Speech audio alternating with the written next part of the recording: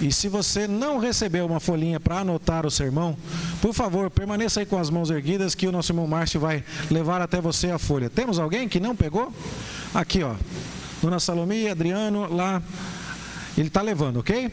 E se você também precisa de caneta emprestada, essa palavra é importante, tá? Uma caneta emprestada, você fala também que a gente empresta uma caneta para você, tá bom? A folha é sua, a caneta você pode usar, ok? Esse projeto de fazer sermões onde as pessoas anotam começou numa discussão que ainda é muito comum a respeito da participação das crianças no culto. É óbvio, meus irmãos, que o povo de Deus deve se reunir como uma unidade. E há muitas igrejas que praticam um tipo de separação, onde os filhos chegam e vão para um playground enquanto os pais vão estudar a Bíblia. E é óbvio que isso não agrada ao Senhor. Há muita gente que argumenta que é importante que a palavra seja comunicada numa linguagem acessível às crianças, e alguns veem validade nessa separação. A minha proposta hoje não é discutir isso, mas houve um tempo em que, pastoreando uma igreja lá em São Paulo, eu me preocupei muito que as crianças estivessem entendendo o sermão. E eu comecei a fazer divisões do sermão muito claras, muito bem definidas, como deve ser sempre, mas ainda mais claras, e comecei a deixar esboços do sermão nas mãos das crianças. E o que eu descobri depois de um tempo foi que os adultos estavam acabando com os papéis impressos e as crianças estavam ficando sem, porque eles começaram a dizer: pastor, assim a gente entende mais. Então hoje eu já trouxe para adultos e crianças, porque quem não recebeu o reino dos céus como uma criança não vai entrar nele, então vamos logo de uma vez assim, tá certo? Meu pai dizia, e eu brinquei com alguns aqui: se você anotar tudo direitinho e depois me mostrar, após o culto eu levo você na padaria para ver os outros comerem doce. Tá bom? Então, era uma brincadeira que ele fazia, mas a ideia é que você saia daqui com o esboço, e aí você se lembra mais. E tomando notas, você acaba memorizando mais também. Hoje, durante toda a tarde, eu estive aqui até mais ou menos 1h30, e depois das 4 horas em diante, para arrumar o retroprojetor. E eu acho que ele não vai piscar no culto da noite. Só que a gente conseguiu ajeitar bem direitinho para a letra ficar grandona no programa que projeta as leituras. Quando fizemos o teste aqui do PowerPoint, não ficou tão grandão. E aí eu peço a você que tenha misericórdia. Eu queria que tivesse ficado um pouco maior. A gente ainda vai chegar lá. Vamos arrumando uma coisa de cada vez. Mas eu acho que dá para você enxergar aqui. Então a primeira coisa que eu queria que você fizesse, escreve o seu nome aí no sermão, na anotação, fala: ó, aquele é o meu nome, tá? Não escreve o meu nome não, escreve o seu, tá bom? Seu nome, ok? E aí então a gente vai seguir aqui. Qual o texto do sermão? A gente já explicou durante a liturgia. 1 Coríntios, capítulo 12. Por que é importante pensarmos no texto de um capítulo tão grande e pensarmos também na carta que abriga este grande capítulo? Semana passada nós estivemos explicando aqui que na sua segunda viagem missionária, o apóstolo Paulo passou 18 meses na cidade de Corinto. Ali ele fez tendas com aquele casal amigo, Áquila e Priscila. Ali ele evangelizou, ali ele ensinou, batizou muitas famílias. Mas houve lutas também, foi levado aos tribunais e houve problemas. Mas depois de 18 meses, Paulo deixa Corinto e se prepara para a terceira viagem missionária, na qual ele se estabeleceria na cidade de Éfeso. Falamos na escola dominical do domingo passado sobre as viagens missionárias. Falamos no culto da semana passada sobre o ministério de Paulo em Éfeso e a história da igreja de Éfeso. E hoje vamos falar um pouco da correspondência de Paulo com a igreja de Corinto enquanto Paulo estava em Éfeso. Por quê? Bastou ele deixar Corinto, esteve 18 meses lá, saiu, começaram a chegar as notícias. Paulo, estão brigando lá em Corinto. Tem um que diz: eu gosto mais do Paulo. Ah, mas eu gosto mais do Apolo. Mas eu gosto mais do Pedro. Eu sou de Jesus. E o apóstolo Paulo dizendo: que briga tola é essa de vocês? Somos todos de Cristo. E o apóstolo Paulo então começa a combater as divisões no seio da igreja de Corinto. Paulo também responde algumas perguntas que os irmãos de Corinto lhe haviam feito. Eles haviam manifestado dúvidas com relação ao casamento. Eles haviam manifestado dúvidas com relação à carne sacrificada aos ídolos e ao exercício adequado da liberdade cristã. Eles haviam manifestado dificuldades na celebração da Santa Ceia. E eles estavam demonstrando uma dificuldade muito grande no exercício dos dons. O Espírito Santo concedeu diversos dons ao seu povo, de maneira que somos equipados por Deus para servir ao Senhor como lhe agrada, e esse serviço deve ser executado quando também servimos uns aos outros. Então, tratando disso, o apóstolo Paulo fala a respeito do exercício responsável dos dons. Havia uma valorização excessiva do dom de línguas estranhas, por conta de seu caráter sobrenatural.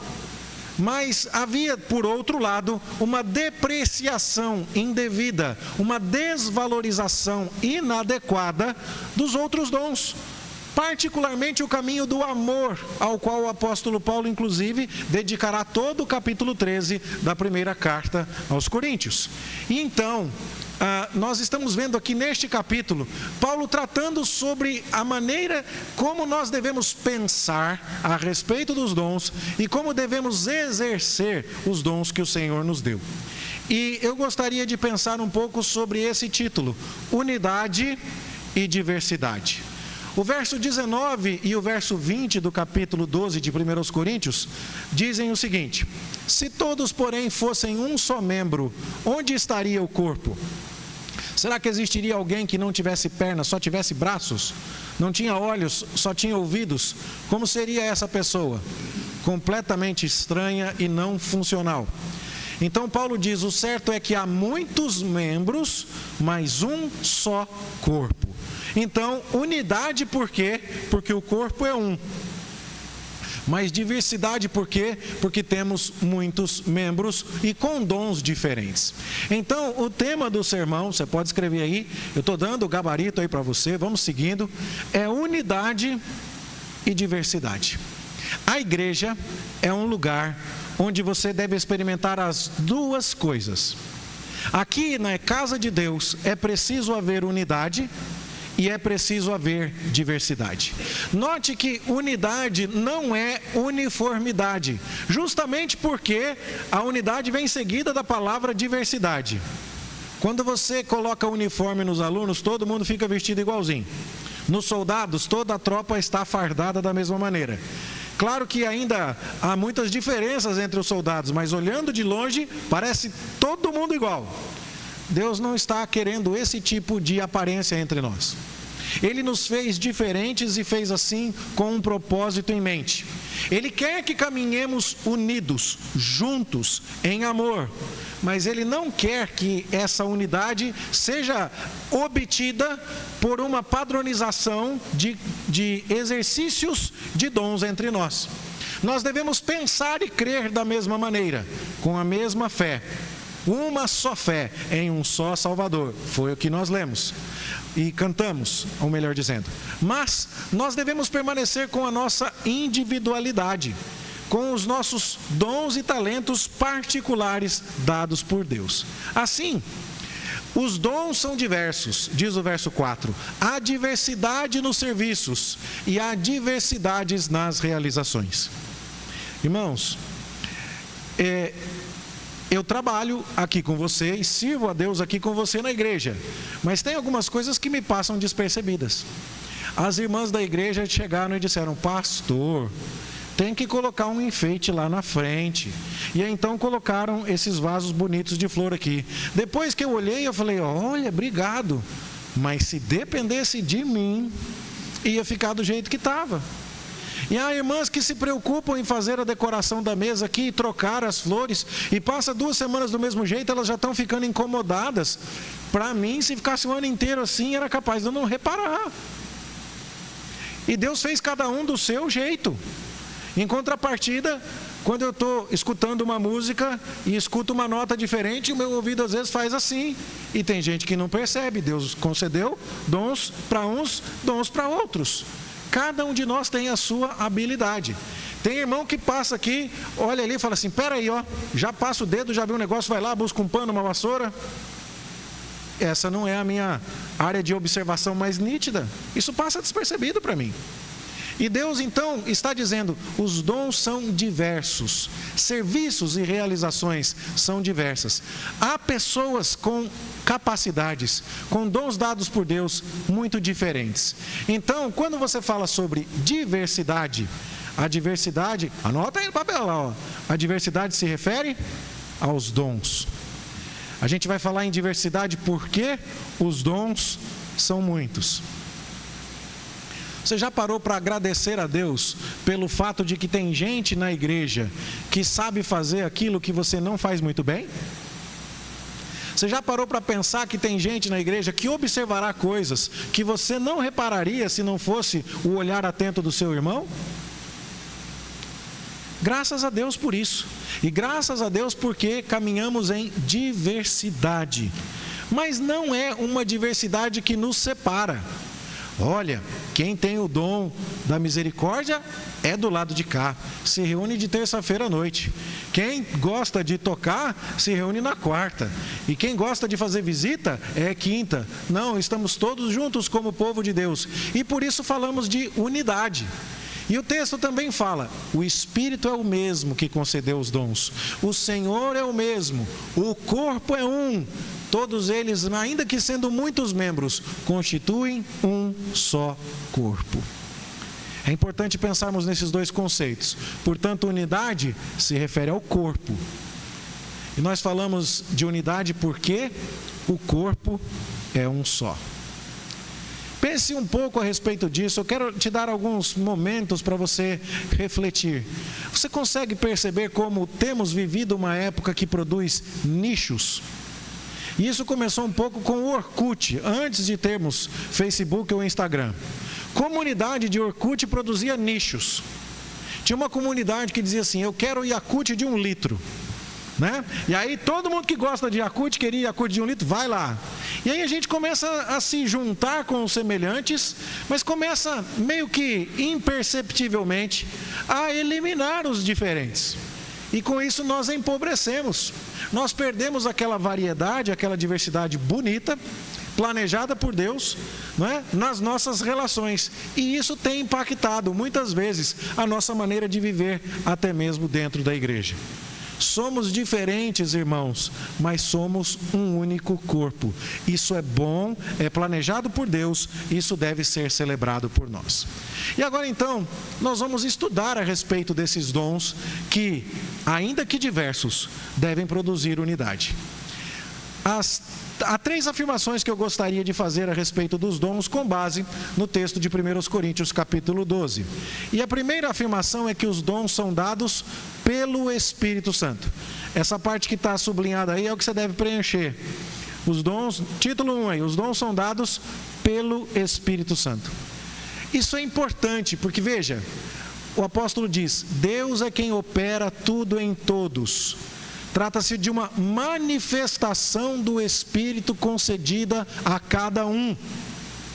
Você já tinha parado para pensar que quando Deus fez você, quando você estava no ventre da sua mãe, e Deus estava colocando na receita da sua composição os dons que Ele haveria de lhe dar e lhe conceder, Ele escolheu intencionalmente, propositalmente, calculadamente a maneira como Ele queria fazer você, e que Ele tinha um propósito para isso, mas foi Deus quem te deu isso. Então é importante lembrarmos disso. Paulo fala isso várias vezes. A um é dada mediante o Espírito a palavra de sabedoria, e a outro segundo o mesmo Espírito a palavra do conhecimento, a outro no mesmo Espírito a fé, e a outro no mesmo Espírito dons de curar. Veja quantas vezes Paulo é enfático em dizer, gente, foi o Espírito Santo quem nos fez assim. Ele quem nos concedeu esses dons. Então, esta é uma constatação extremamente importante. O verso 11 diz, um só e o mesmo Espírito realiza todas estas coisas, distribuindo-as como lhe apraz. Queria que você pensasse um pouco a respeito disso. Será que Deus faz as coisas sem um propósito? Acompanhamos uma conferência sobre criacionismo bíblico científico na segunda-feira. E uma das coisas mais interessantes que a gente vê ali é a ideia de que tudo no universo tem propósito. Deus não faz nada para depois jogar fora. Deus não faz rascunho, não. Deus não erra no projeto e depois emenda as coisas ou faz atualizações. Deus não precisa de uma nova versão das coisas que Ele faz. Ele faz tudo perfeito. E quando Ele concedeu a você dons, foi Ele quem lhe deu por meio de seu Espírito. E isso é muito importante que lembremos. Então, escreve aí, os dons são dados pelo Espírito Santo. Se são dados pelo Espírito Santo, cada membro está sujeito a Cristo. O que isso significa? Significa que quando Deus te deu algo, Ele deu para você usar. Ele deu para você reconhecer que a sua própria identidade deriva dele. Foi Deus quem definiu que você será uma pessoa com o dom que você tem, com as características e as particularidades que você tem. E isso mostra que o nosso Deus tem um propósito para a sua vida muito específico. Então, veja, a uns estabeleceu Deus na igreja, primeiramente apóstolos. Você percebe? Deus falou, você vai ser apóstolo. Outros profetas, outros mestres, outros operadores de milagres. Essas pessoas foram colocadas na função em que estão pelo próprio Deus e devem, portanto, entender a sua sujeição ao cabeça da igreja. Por quê? Porque o cabeça do corpo é quem determinou que membro do corpo cada um haverá de ser. Será que a gente pode decidir em que lugar estaremos, se foi o Espírito quem escolheu o dom que nos deu, e foi Ele quem nos concedeu esse dom? Percebe? Bom, se foi o Espírito Santo quem te deu e você está sujeito a Cristo, você não devia se sentir enciumado. Essa é uma conclusão um tanto quanto óbvia. Se foi o Espírito Santo que deu para você o dom que você tem, e foi o Espírito Santo que deu ao seu irmão o dom que ele tem, nenhum de nós podia chegar e falar assim, Espírito Santo, por quê? Porque eu fiquei com esse domzinho michuruca e aquele outro irmão pegou aquele dom mais legal do que o meu. Que ódio. Você consegue entender? Isso significaria atribuirmos ao Espírito Santo um erro, uma falha de cálculo, um propósito não sublime e não nobre. Deus não erra. E quando Deus deu a mim o dom que deu e a você o dom que deu, Ele estava acertando. E se Ele estava acertando, eu não posso olhar e dizer assim, olha, se eu tivesse aquele dom que aquele irmão tem, as coisas seriam melhores. Por que não eu, Senhor? Por que ele? Porque o Senhor me deu esse dom. Não há lugar para ciúmes. E veja, o apóstolo Paulo vai tratar sobre a maneira como os crentes em Corinto estavam se relacionando, falando sobre o amor, que era o caminho supremo. E ele diz, o amor é paciente, é benigno, e o amor não arde em ciúme. E o amor é algo que todos nós temos que exercitar. O amor não é um dom que alguns têm e outros não têm. O amor é um fruto do Espírito que todo crente precisa manifestar. E por quê? Porque foi o Espírito quem deu o dom a mim, quem deu o dom a você. Ele não errou, Ele está em todos nós. E esse amor que Ele dá faz com que entendamos a habilidade que Deus concedeu a cada um para um fim proveitoso. E, portanto, não tenhamos ciúmes. Você já se pegou com ciúme de alguém? Eu não estou dizendo que você não pode apreciar a habilidade que Deus deu ao irmão. Isso é até louvável. Eu não estou dizendo que você pode até lamentar. Olha, eu sou desafinado até para bater palma. Como eu gostaria de saber cantar igual a irmã fulana, mas eu não consigo. Mas Deus me deu outras habilidades. E eu vou louvar ao Senhor com aquilo que Ele me concedeu. Não quer dizer que você não possa ter uma admiração sincera, um respeito sincero. Mas ciúme não, irmão. O amor não arde em ciúme. Então escreve aí, foi o Espírito que deu o seu dom. Então você está sujeito ao cabeça, que quer que você exercite o seu dom da maneira dele. E você não deve ficar com ciúmes. Mas tem uma outra coisa que não deve acontecer, já que foi o Espírito Santo quem deu o dom. não deve haver arrogância. Já pensou? Você ganha algo e se vangloria de algo que você ganhou, se não foi você que conquistou? É exatamente isso que o apóstolo Paulo está falando aqui, ó.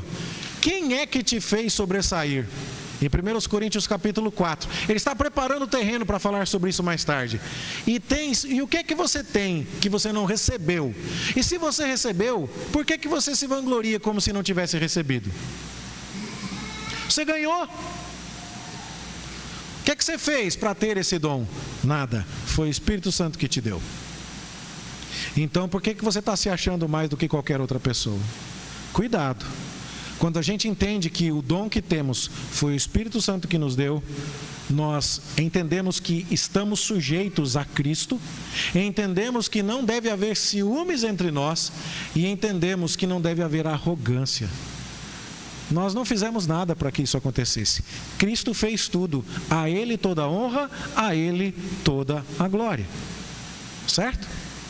Bom, então você já completou 1/3 do sermão aqui.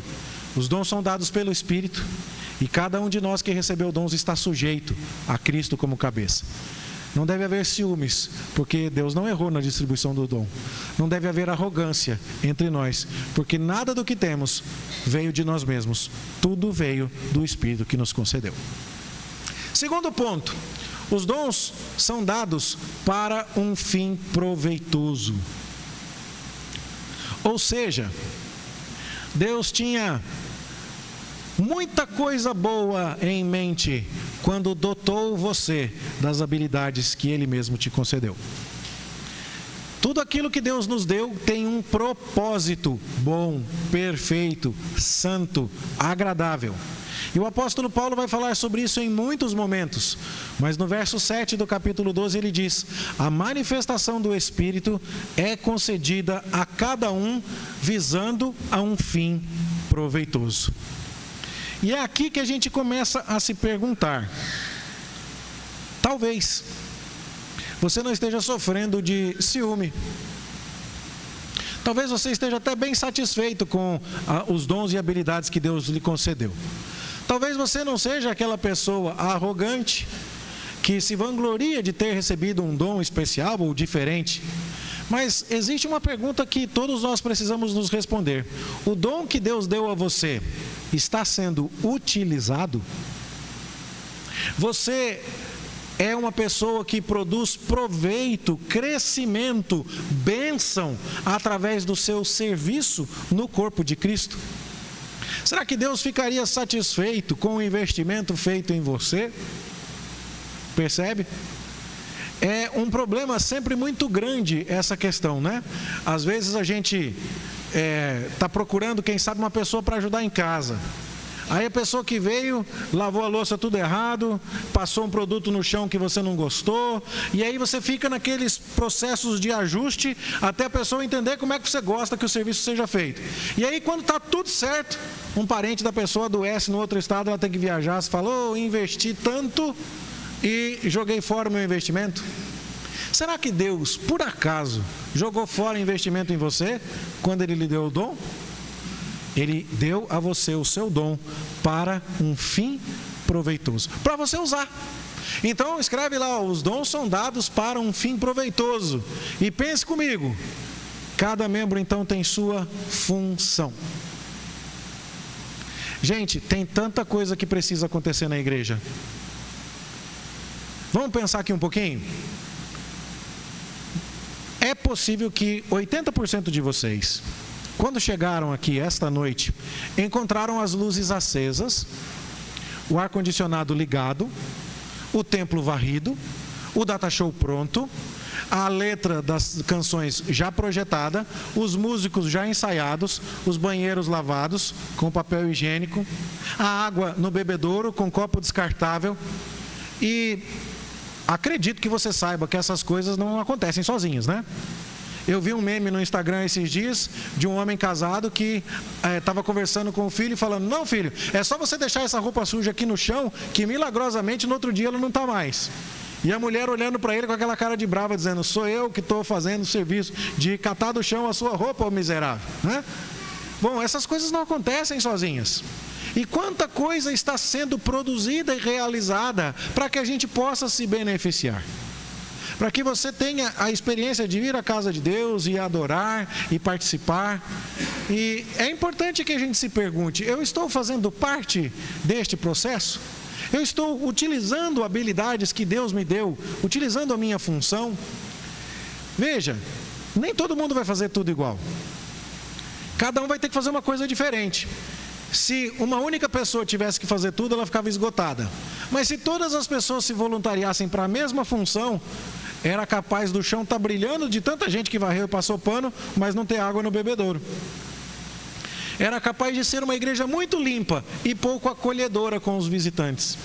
Era capaz de ter muita gente para acolher os visitantes, ninguém para tocar. Gente para tocar, para acolher os visitantes, a igreja limpa, ninguém para pregar. Cada um precisa fazer uma parte. Isso é importante porque cada membro tem a sua função. E às vezes, por conta da função que a pessoa tem, ela acaba se encolhendo, ela acaba se julgando menos importante. Mas o apóstolo Paulo diz: não entrem por esse caminho. Os coríntios estavam prestando muita atenção em quem falava em línguas estranhas. E o apóstolo Paulo trata esse dom como igual a todos os demais. E chega inclusive a colocá-lo em último lugar numa das listas que ele faz, para dizer que esse não era o problema. E então você vê Paulo dizendo: se todo o corpo fosse olho, onde estaria o ouvido? Se todo fosse ouvido, onde o olfato? A igreja precisa de gente diferente. A igreja precisa da nossa diversidade, para falar melhor, para usar o termo bíblico. A igreja precisa disso. E os dons, então, são dados a nós, e como nós lemos aqui, né, no item anterior, para um fim proveitoso, de maneira que cada um de nós tenha a sua função. Veja, se todos, porém, fossem um só membro, onde estaria o corpo? Um time que só tem atacantes pode fazer muitos gols, mas qualquer bola chutada em direção ao gol vai entrar, porque não tem goleiro. Perceba o problema. Então é importante esta diversidade. Assim, cada um tem a sua função e todas elas são muito importantes. Hoje foi muito legal. Você percebeu que o boletim da igreja estava diferente? Você abriu? Você viu que está interativo, colorido? Vocês nem abriram, né? Ai, ai, ai. Alguns aqui, poucos balançaram a cabeça. Mas hoje às 7 horas da manhã eu estava recebendo lá um elogio. A ideia não foi minha, foi do seminarista Diego. Ele encontrou um modelo novo de boletim, depois você vai lá olhar. Falou: pastor, com esse aqui você já clica, se quer falar com o pastor, já vai direto no WhatsApp dele. Você clica no site, já vai direto na página do Instagram da igreja. Você clica aqui, bem legal o modelo que ele fez. E Deus concedeu a ele essa iniciativa e esse dom. E a Bruna, que está lá, né, com a família lá, agora nas férias, que está servindo a Deus nesse ministério, escondido às vezes ninguém está vendo. E aí outros irmãos que estão trabalhando para editar as liturgias, o texto que vai sendo projetado, e tantas outras coisas que a gente às vezes não vê, mas como é importante isso. E foi muito gostoso ver hoje cedo uma irmã escrevendo para dizer assim: pastor, elogie aí a pessoa que fez o boletim, ficou ótimo. Eu falei: não fui eu não, mas eu vou encaminhar, porque a pessoa precisa saber que foi importante o trabalho dela. Isso é muito importante, é muito necessário. Cada membro tem a sua função. Por isso, não tem lugar para ociosidade. Não existe na igreja aposentadoria por tempo de serviço e nem por invalidez. Você serve para alguma coisa. Aliás, a gente às vezes encontra membros que pensamos que não estão servindo para nada, e a gente vai até encontrar com eles e volta pensando: quem não serve para nada sou eu. Já viu isso? Eu tenho certeza, eu não preciso citar nomes aqui, mas você sabe de quem eu estou falando. Gente da igreja que às vezes não está conseguindo andar, não está conseguindo enxergar, não está conseguindo falar direito. Aí você vai lá fazer uma visita e volta dizendo assim: estou precisando pôr a minha fé em dia, porque tomei aqui uma lição de fé verdadeira, de temor ao Senhor. Todos nós conhecemos a história de alguém assim. Então, todos nós precisamos colocar o nosso dom para trabalhar. Olha como Paulo fala: cooperem os membros com igual cuidado em favor uns dos outros.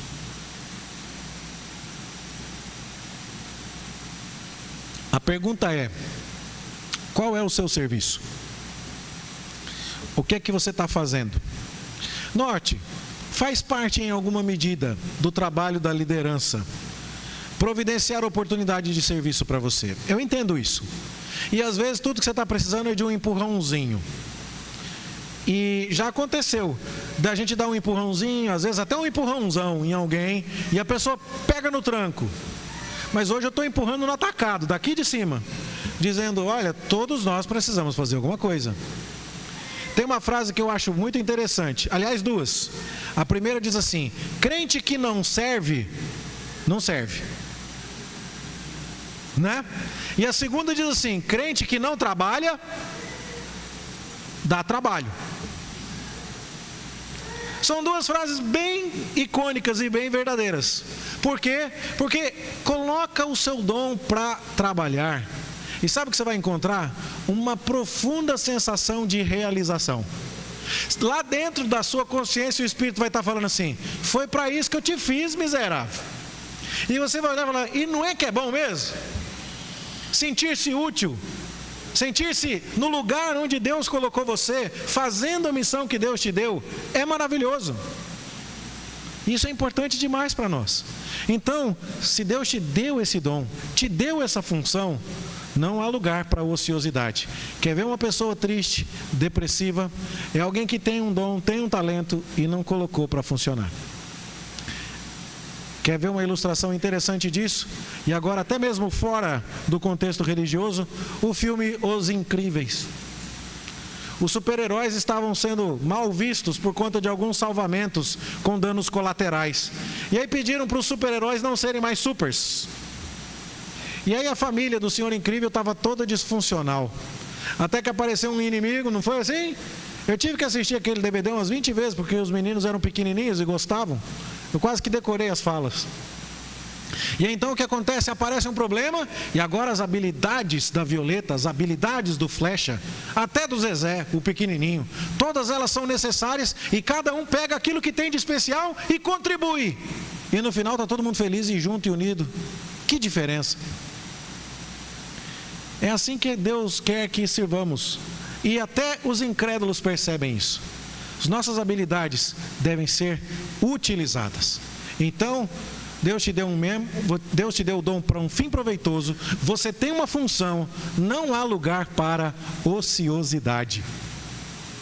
Mas tem mais uma coisa que não deve acontecer, já que o dom foi dado para você para um fim proveitoso. Não há lugar para egoísmo. Sabe o que é isso? Eu tenho o dom, mas eu vou exercer com a minha turma. Exemplos mil.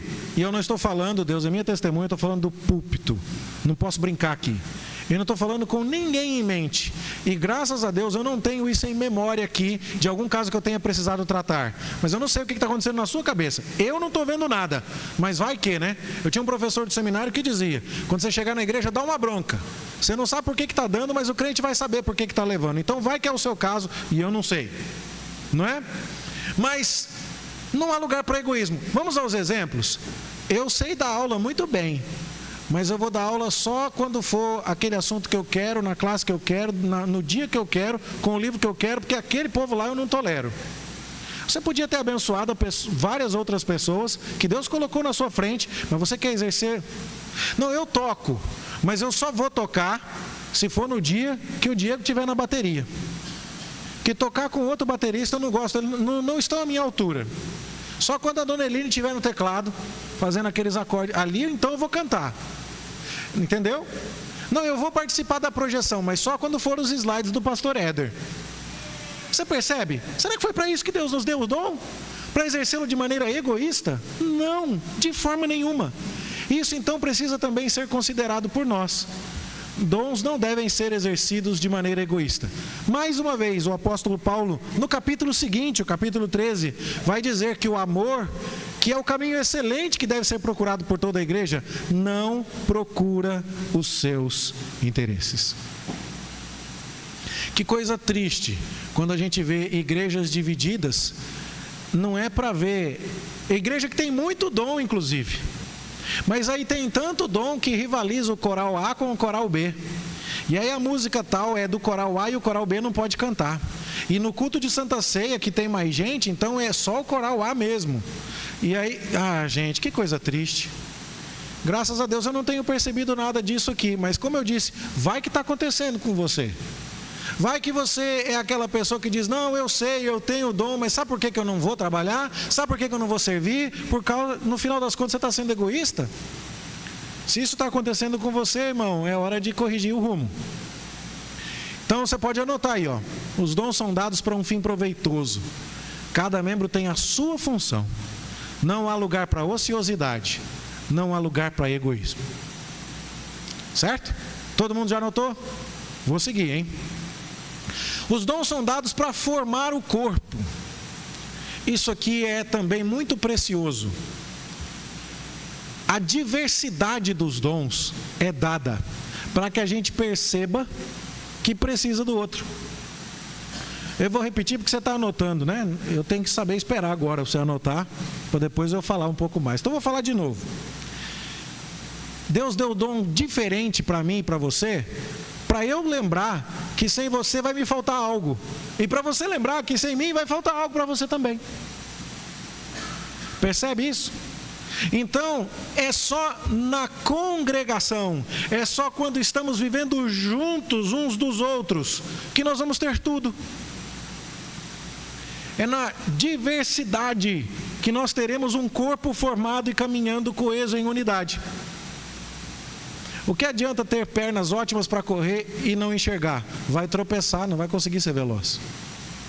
O que adianta haver uma igreja onde a lição bíblica é exposta com fidelidade, mas não há acolhimento, não há visitação, não há oração pelos enfermos, não há um cuidado com aqueles que se achegam? O que adianta tudo isso se faltam elementos básicos de atenção, de cuidado, de misericórdia, de graça? Então, nós recebemos essas características diferentes e esses dons diferentes exatamente para que entendamos a importância de caminhar juntos. Olha só o apóstolo dizendo: em um só Espírito todos fomos batizados em um só corpo. E ao final no verso 18 ele diz: Deus dispôs os membros, colocando cada um deles no corpo. Deus colocou todos eles lá para dizer: vou pôr o braço aqui, vou pôr a perna ali, o olho aqui, o ouvido ali.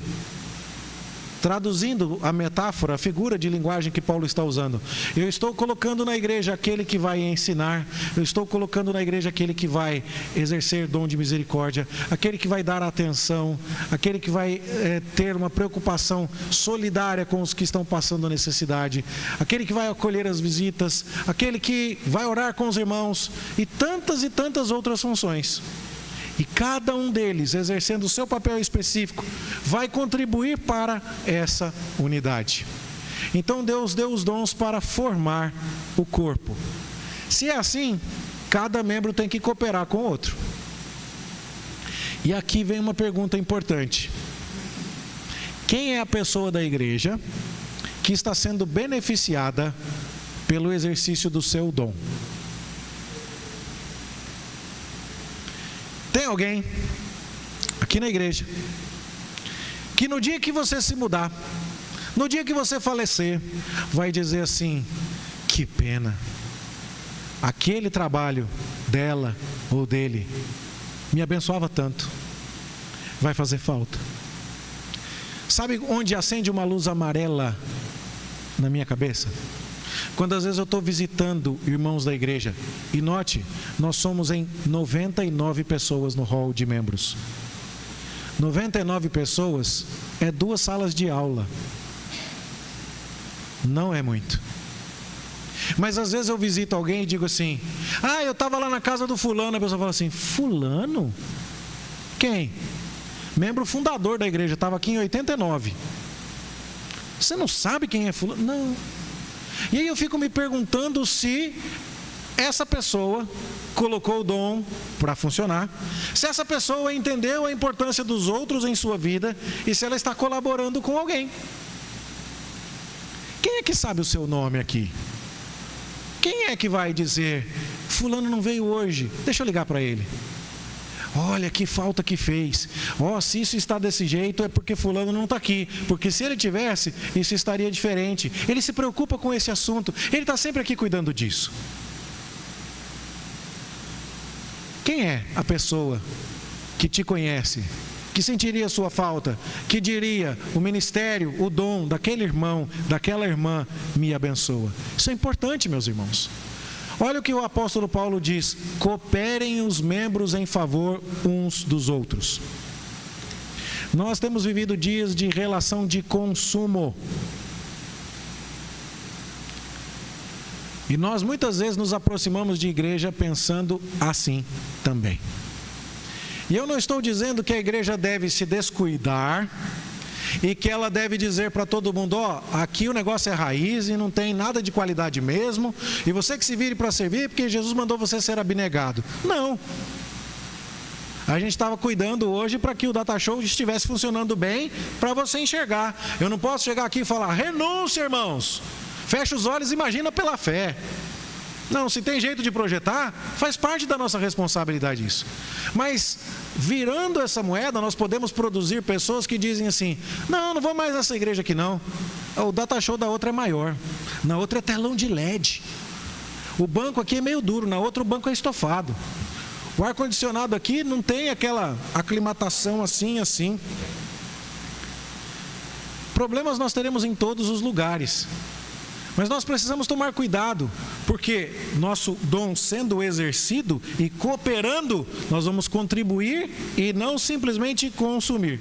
Eu me preocupo quando alguém diz: eu estou saindo desta igreja porque na outra tem tudo já mastigadinho para mim.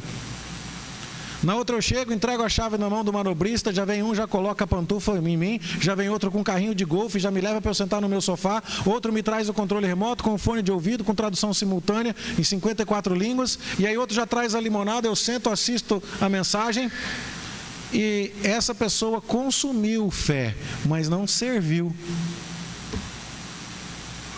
E sabe o que é interessante? Sempre haverá uma igreja assim para atrair crentes consumistas. E note, eu não estou dizendo que não é nossa responsabilidade isso. Que não é nossa responsabilidade trabalhar para que os irmãos tenham, não é, a maior tranquilidade possível. Mas é um problema quando a gente se apercebe, não querendo trazer solução, não querendo usar os nossos dons para melhorar, e sim indo em busca de um lugar onde tudo já está melhor e a gente não vai precisar fazer nada.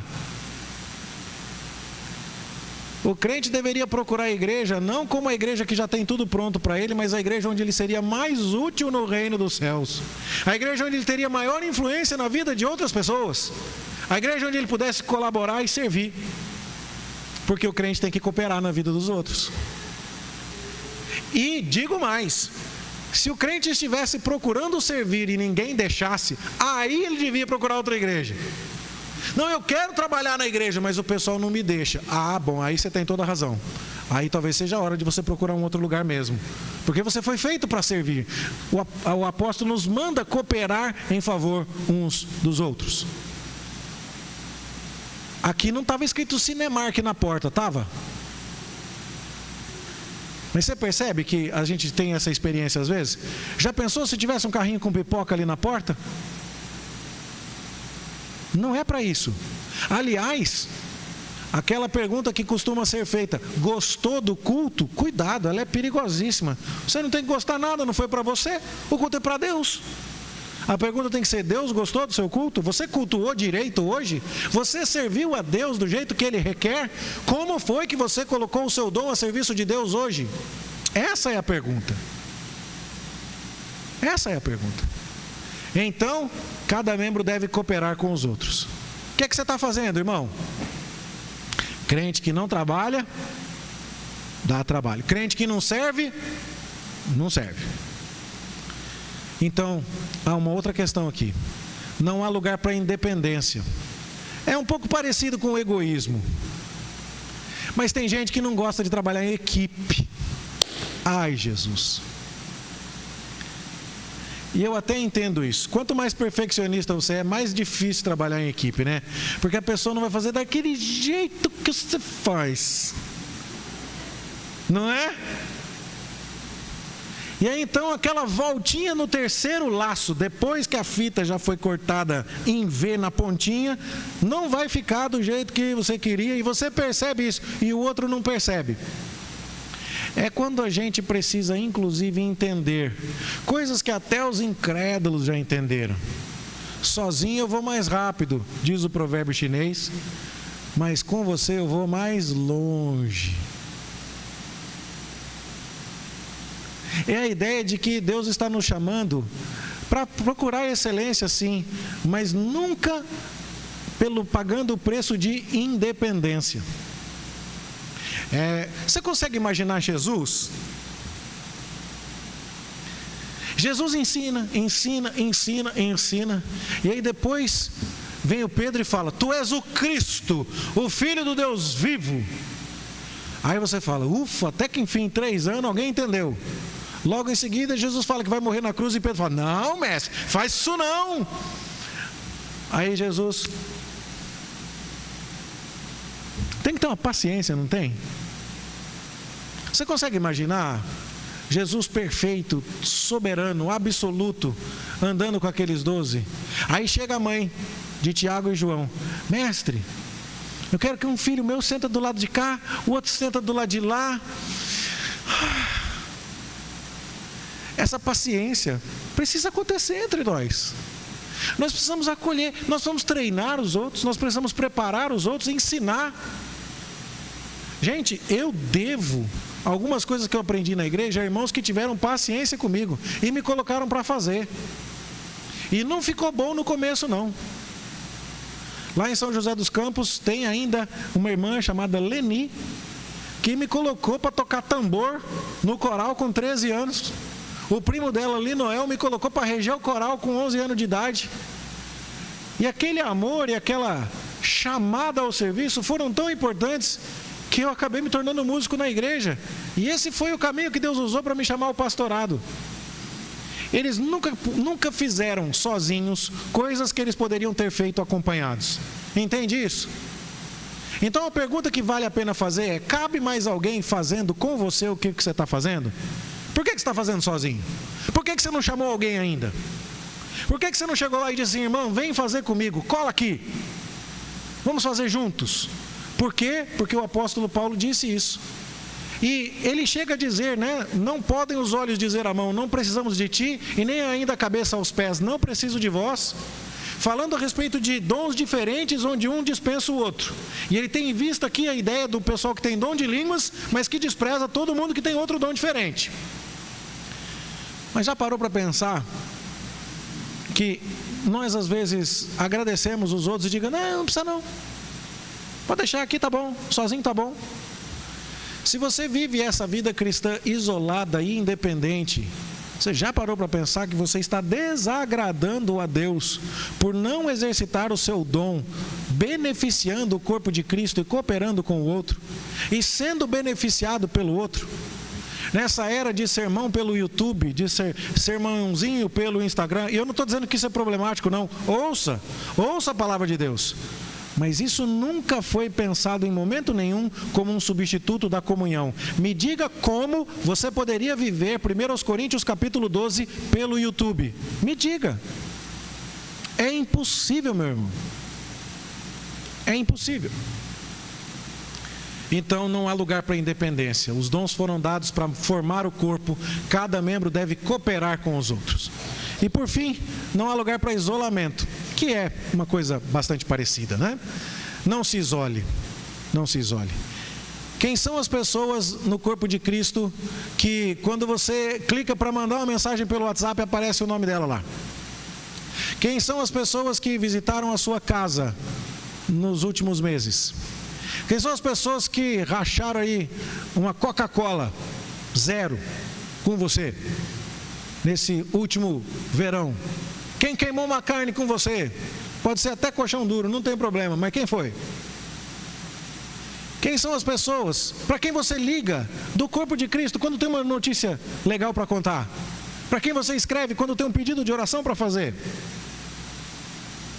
Quem é a pessoa para quem você liga de Paris pode dizer assim: irmão, minha filha levou uma mordida de carrapato, leva ela no hospital para mim às 11 horas da noite? Eu tenho aqui. Quem são as pessoas que vão fazer uma festa de bodas de prata para você de surpresa, que você não está nem sabendo? Gente, é tão bom. Isso é maravilhoso. E eu tenho um monte de defeito, irmãos, mas eu posso dizer, essa igreja abençoa a minha vida. Eu tenho uma família aqui, ó. Não veio ninguém da minha família de sangue nas minhas bodas de prata. 1.250 quilômetros, mãe doente, sogra com problema lá, o sogro doente, não deu para vir. A minha família estava aqui, a minha família da fé.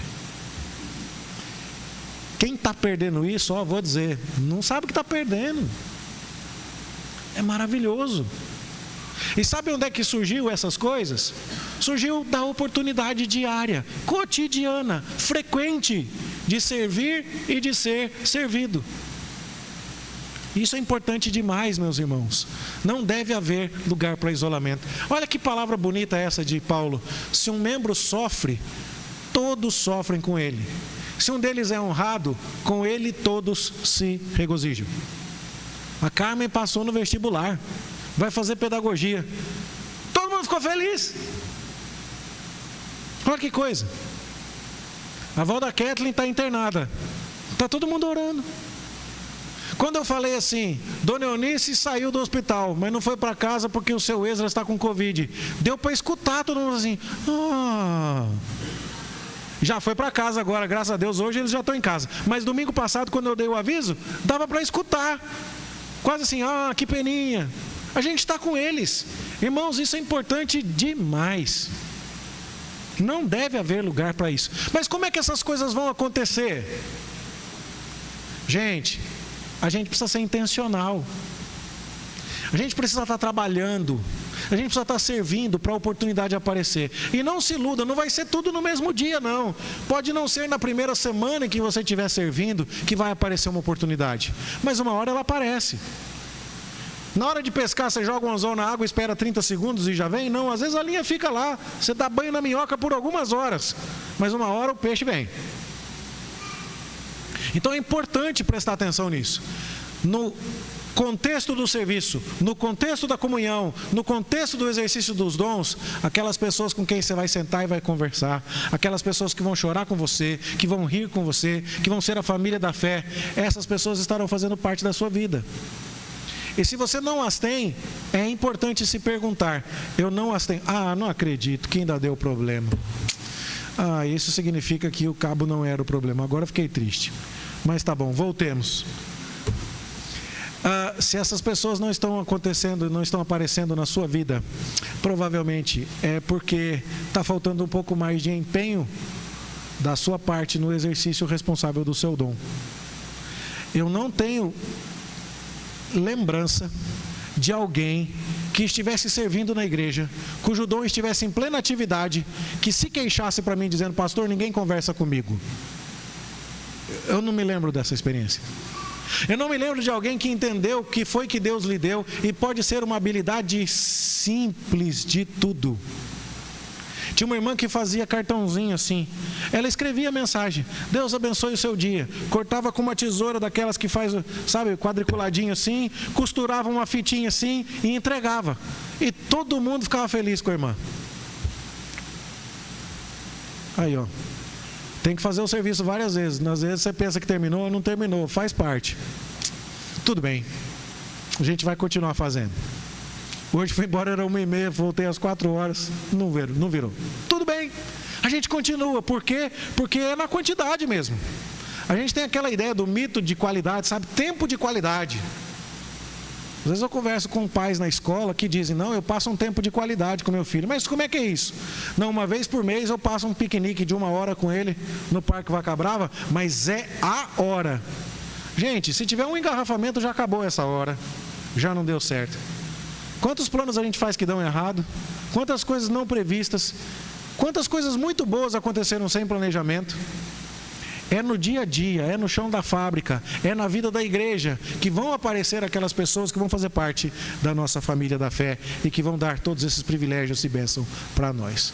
Ou seja, os dons são dados para formar o corpo, cada membro deve cooperar com os outros, não há lugar para independência, não há lugar para isolamento. Há várias listas de dons na Escritura. 1 Coríntios 12 fala de alguns, Romanos 12 fala de outros, Efésios 4 fala de outros. E nessas listas de dons nós vemos dons diferentes para que nós vivamos unidos. Veja os dons aqui, ó. Sabedoria, conhecimento, fé, cura, milagres, profecia, discernimento, línguas, capacidade de interpretação. Agora em Efésios, apóstolos, profetas, evangelistas, pastores, mestres. E agora em Romanos, profecia, ministério, ensino, exortação, contribuição, presidência, misericórdia. E alguns chegam a afirmar, e eu concordo, que esta não é uma lista exaustiva, que esta seja uma lista exemplificativa. Lá em São José dos Campos tinha uma irmã chamada Leonor. Dona Leonor casada com seu Adão. E eles eram tão velhinhos que às vezes a gente brincava que ele era o Adão original mesmo. E o seu Adão faleceu. Mas a Dona Leonor estava lá na igreja todo domingo de manhã. Muito querida. E ela já tinha aquela vozinha cansada, sabe? Bem de velhinha. Bem rouquinha a vozinha dela. E a impressão que eu tenho, Priscila se lembra dela, é que ela devia ter aqueles perfumes de penteadeira. Sabe aqueles que tem uma almofadinha branca assim, que você faz assim e depois... Sabe aquele negócio que é meio perfume, meio talco, meio misturado? Mas a Dona Leonor devia carregar aquele negócio, ela devia, sabe, socar o trem, tochar. E ela ia para a igreja e a gente chegava lá e ela abraçava a gente. E ela falava, ai que legal que você está aqui, e que bom e tal. E havia ocasiões em que, por algum motivo que agora eu não me lembro, eu ia a uma programação e a Priscila não ia. Mas quando eu estava chegando em casa, ela falava, Dona Leonor está bem? Porque o cheiro recendia de longe, assim. Eu estava chegando e já comunicando, encontrei Dona Leonor. Mas aquilo era tão legal. Aquela irmã faz falta. Não faz falta. Não tinha problema não. Você dava uma batidinha aqui, né? Mandava lavar a roupa depois, saía aquele cheiro se você não era muito fã. Mas que coisa boa a Dona Leonor ali. Gente, nós precisamos lembrar disso. Foram dons diferentes dados por Deus para que a gente viva unidos. A pergunta simples e direta: qual é o seu dom? Qual é o seu dom? E a próxima pergunta: o que é que você está fazendo com o seu dom? Quem pode dizer, fulana é membro do corpo porque o seu dom é este? Quem pode dizer, eu estou sendo edificado pela vida do fulano na igreja, ele me abençoa, ela me abençoa? Quem vai poder dizer, esse irmão fez diferença na minha vida? Cuidado, isolamento, independência, ociosidade, egoísmo, arrogância, ciúme, são todas manifestações pecaminosas de quem não entendeu que recebeu dons dados pelo Espírito Santo para um fim proveitoso, para que o corpo caminhe unido, em unidade, mas em diversidade. Anotou tudo? Mostra para mim depois, que como eu prometi, eu levo você na padaria para ver os outros comer doce. Tá bom? Brincadeiras à parte, meu irmão, leva isso para casa. Pensa a respeito disso. Pergunta a Deus: meu dom está sendo exercitado de maneira que te glorifica? O senhor está satisfeito com isso? E depois, se você quiser me dar um retorno, pastor, gostei de anotar, prestei mais atenção, entendi mais, quem sabe a gente vai fazendo outros sermões desta maneira. Não esquece a minha caneta, tá? Emprestada, ok? Nós vamos agora então, meus irmãos, cantar a respeito disso, do alto preço que foi pago para que nós fôssemos um, e agora nós, unidos pelo sangue de Cristo, vamos trabalhar juntos, não é, para caminhar nessa unidade bonita. O cântico Alto Preço nós vamos entoar como resposta a esta palavra do Senhor.